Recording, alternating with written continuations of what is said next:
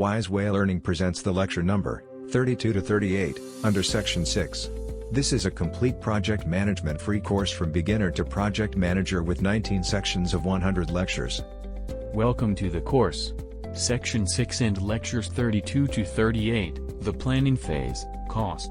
This section includes the lectures such as Lecture 32 What is the process of budgeting? Lecture 33 What is the process of budgeting, continued? Lecture 34 How many types of procurement contracts? Lecture 35 What are the procuring non-financial resources? Lecture 36 What is planning HR? Lecture 37 What's a RACI matrix? How to assigning roles.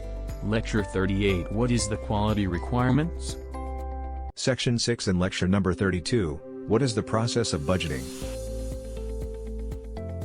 Welcome to another important stage of the planning process. A word that brings fear to any university student's ears. Budgeting. As you can imagine, planning the costs for a project is not a simple job. There are plenty of questions a project manager needs to ask and get answers to. What financial resources do they need to create the deliverables? Are there going to be additional expenses? Will they need monetary buffers for any tasks? When do they need the money? Where will it come from? What is the total budget? Who will control the costs? How? Plus more, obviously. What's the best way to answer these questions? You got it. A detailed project budget. Conveniently, building one of these follows a similar process to building a project schedule. First, identify the activities that cost money from your work breakdown structure or activity list. Then, estimate the cost of each work package, task and deliverable, add buffers, and account for uncertainties. At that point, you should be ready to time the expenses. This can be done using a Gantt chart. And finally, put it all together into a project budget. But before we dive into the process of building said budget, there's something to note. Budgets are often exceeded because, just like Jimmy's timekeeping, spending habits fall prey to the optimism bias. So yet again, the project manager has to go beyond her or his natural instincts and plan a budget with sufficient breadth and depth. They must account for every part of the project that could potentially cost money and estimate how much money as accurately as humanly possible. Next lesson, we'll go through this process and see how to avoid any pitfalls. See you there, project manager.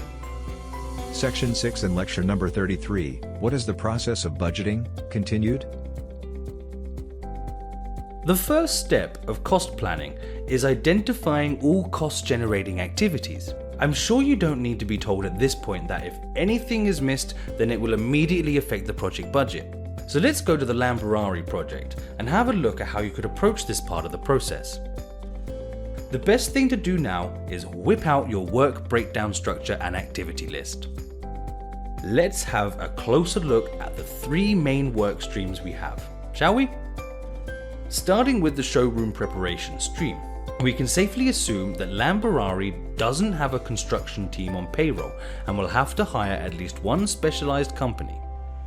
You need to negotiate with various vendors, and you also need to evaluate if there are any costs that won't be covered by their company, like clearing or prepping the land prior to building. You must ask if the company will pay for material costs, or will you have to buy your own paint.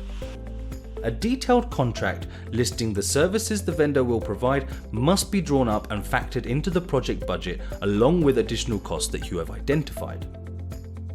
Regarding car preparation, RACI's core business is producing cars, so there will be no financial payments for the production.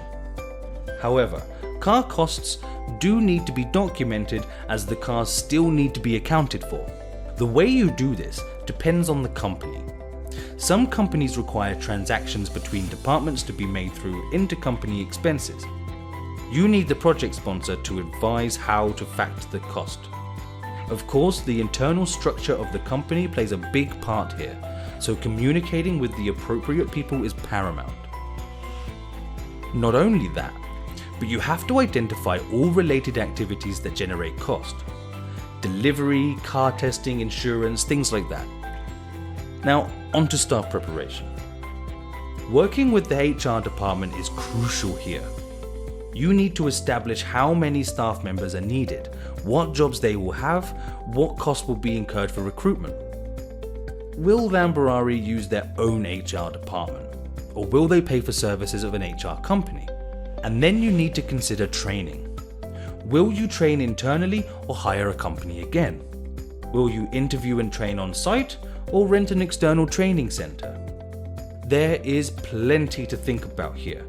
But if you have built a detailed and extensive activity list, then identifying which ones incur costs should be a lot easier. Bear in mind, however, that the cost planning may bring to light tasks that you did not think of while planning the project schedule. Alright, now that we have an extensive list of all our activities that will incur costs, it's time to estimate what those costs will be. Non-straightforward processes can rear their head here. Some tasks, like buy paint, are simple to estimate, and tasks which you may have estimated during a previous project, like using a particular HR company, can be worked out with little resistance. However, with other items, you may have to combine the information you have available with professional estimations from your team. Sometimes you have to negotiate with vendors too.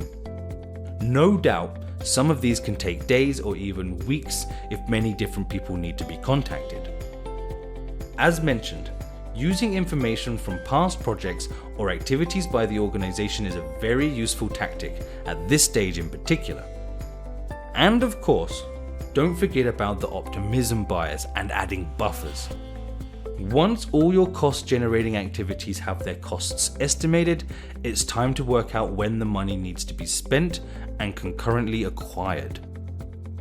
Use your Gantt chart to plan this, and then put it all together in your project budget, which could look something like this.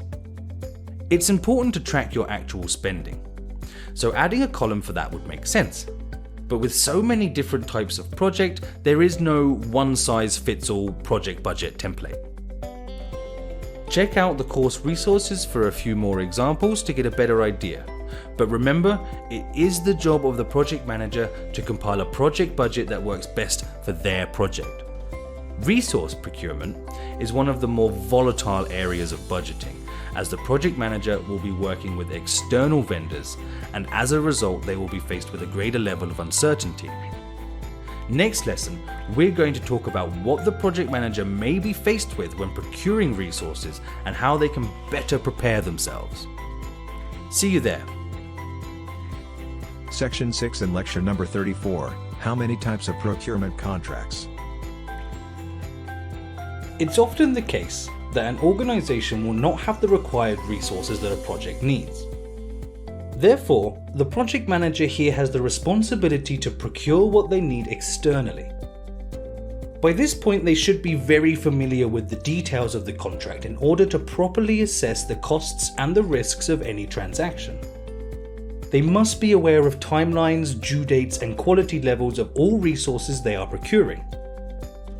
There are three main types of contract that we will run through now. It is up to the project manager to find the best contract because it's their main tool for keeping track of vendor work and behavior. So the first one is called fixed price, and it's the simplest type of contract. The vendor commits to doing the work for a set amount within a certain time frame. The pros of this is that any additional spending will be taken on by the vendor. No risk for you. Perfect. Or is it? You see that they are aware that with this kind of contract, if the costs are higher than expected, then they will incur losses. Therefore, there is a chance they will put a big buffer on the initial price. Or if they find that costs are getting too high, they may try to decrease the scope or the quality in order to compensate. So know that this is beneficial to use when the scope is clear to all parties. But a good analysis is important prior to making agreements. The second type is called cost plus. This is where the buyer agrees to pay any cost incurred by the vendor performing the work. This can be a fixed additional fee, a variable fee, or a mix of the two. Either way, it gives the buyer the flexibility to adapt the spending in accordance with the work being done.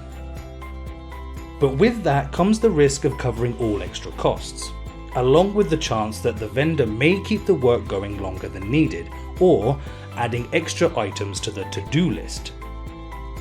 This contract makes more sense if the scope is not easy to define, but proper controls need to be put in place to ensure money is only spent on things essential for the project.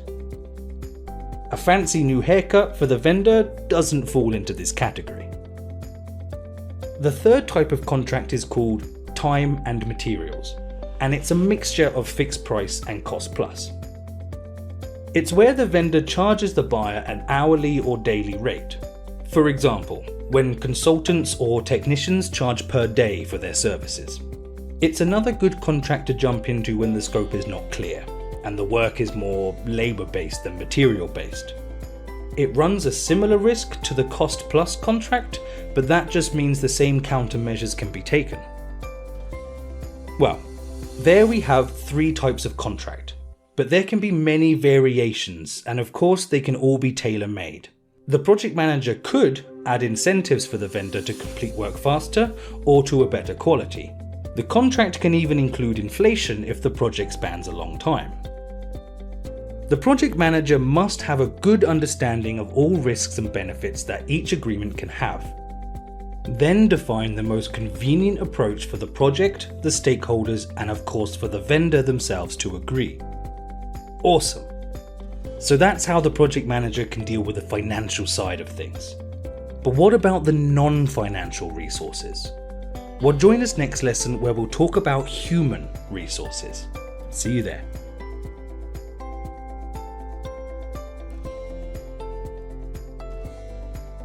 Section 6 and lecture number 35. What are the procuring non-financial resources? It's not all about the money in project management, so forget about the price tag. Well, for this lesson at least.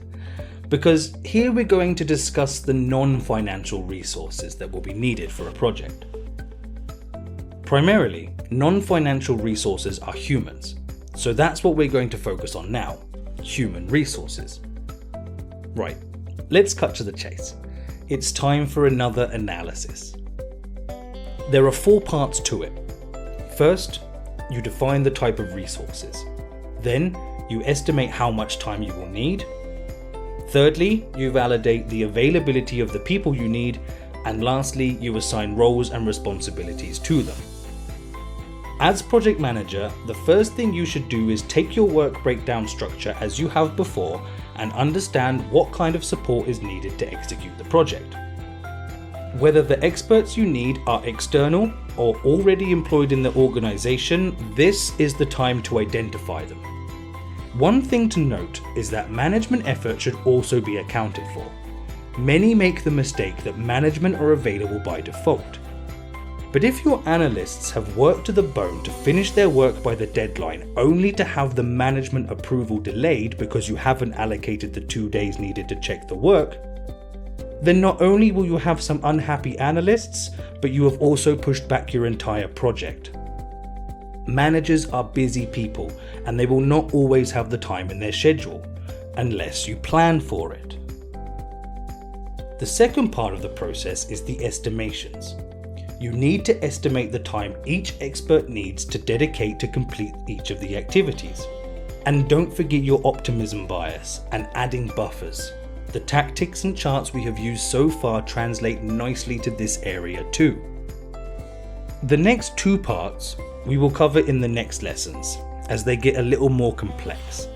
After all, we are dealing with people who have varying schedules and workloads. So I'll see you there. Section 6 and lecture number 36. What is planning human resources, HR? Now that you've worked out who you need and how much time they need to dedicate to your magnificent project, you must work out when they can give you their time. The first thing you should do is create a schedule using a simple template. Just detail who needs to do what and when. Of course, you need to keep your calendar at hand for this part. It's important to keep track of employees' schedules. You also need to obtain confirmation from their department heads, as there is a chance they will need them at certain times or refuse outright to let you have them, in which case you will need to work with the project sponsor to find an alternative plan. You also mustn't forget to check their personal availability, including any planned holidays. You can't expect people to send you important emails while they're enjoying their time at the beach. Let's go back to the showroom example. I'll zoom in to the work stream for the development of the software for the interactive displays of your showroom. This is how creating a schedule works. First, we add columns for the name of the task, the person responsible, and the expected duration. Then, we add a calendar with the month and weekdays. Do not forget to check for holidays and mark them. For example, in the US, the 4th of July is a national holiday. After that, we can mark the days or weeks when the person is not available to work on the project tasks. Finally, for an extra level of detail, you can add the amount of time that the person responsible can dedicate to the project tasks in each cell. And yes, this is quite similar to our favourite, the Gantt chart. So after we filled in the details, we can see in this workstream there are two developers, Steve and Terry. John, on the other hand, is responsible for the whole IT delivery and will be managing and coordinating their work. Monica has been appointed to do software testing, and every few days she will need to test the created software and provide feedback. This shouldn't be a problem to manage with this schedule, but we'll admit that is not the most high-level way of organising it, especially with large numbers of employees. A good idea is to clearly define everyone's roles and responsibilities. So that's what we'll do in the next lesson. Section 6 and lecture number 37, what's is RACI matrix? How to assigning roles. Our last step is to define the roles and the responsibilities of all project team members. Having an easy to follow list of everyone involved in the project and their responsibilities is incredibly useful and will make the project run much more smoothly. I will now show you two fantastic tools used for documenting roles and responsibilities. The first one is a simple list like this one. Easy enough, right? Each person has a clear set of tasks so everyone can see who is responsible for what. The second tool is called an RACI matrix. It is slightly more complex, but it's easier to see who is involved with a particular task. According to the matrix, there are 4 roles for each task: R, A, C, and I. The first is responsible, the person who is directly responsible for doing the work. Second is accountable, the person responsible for meeting the overall goal of the activity, with the project manager being accountable for most things. Third, we have consulted, the person who provides information, expertise, or support for an activity. The fourth is informed, the person who needs to be informed on the progress of an activity, such as the project sponsor who must be kept up to date with the project health. Each tool has its benefits. The first being a high-level look, which is very practical and quick to create. It is people-orientated and shows who does what. The RACI, on the other hand, is perhaps a more formal document, but it highlights the tasks and shows much more information about who is involved in a particular activity or work stream. As always, the project manager must pick the method that best suits their project, type of tasks, and people involved. It could be one or the other, or a mixture of the two. Now, there is just one more thing that can affect the trio of constraints: quality checks. Whatever the goal of the project, it must reach quality standards. So we're going to look in the next lesson at how the project manager will define these standards and how they're kept throughout the project. I'll see you there. Section 6 and lecture number 38, what is the quality requirements?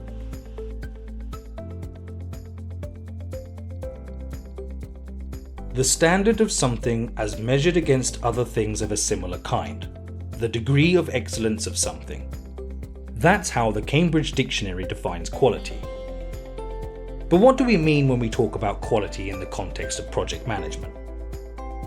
We can think of quality as the qualitative characteristics of a product, be its physical qualities like its material or contents, its performance like the acceleration of a vehicle, or service related, such as response time in a customer-facing role.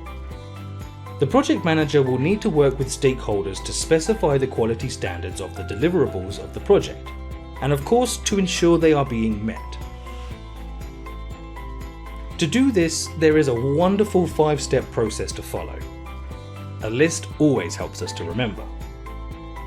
So first, the project manager and the stakeholders must define the quality standards and requirements, adhering to any laws and regulations.